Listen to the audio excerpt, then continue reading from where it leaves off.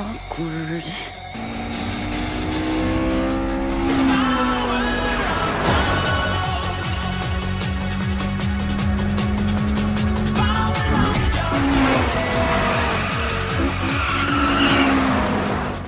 It's almost like there's a flow behind him. I can't get sucked into it.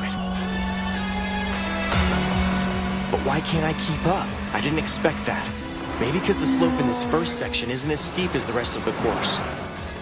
But that doesn't make sense. There has to be another reason. He's better than that. My heart's slamming against my ribs. Feels like I'm out here for the first drive in a new car. I'm gonna burn every single detail of this race into my memory. Now come on, show me this unreal technique I've heard so much about. Don't ditch the guy following you. I want him to keep up for a while, okay? If he starts to fall a little behind, slow down and let him catch up. But the second that first hairpin's in your rear view, keep him sucking your exhaust. Are we clear? Only lead him through the first hairpin.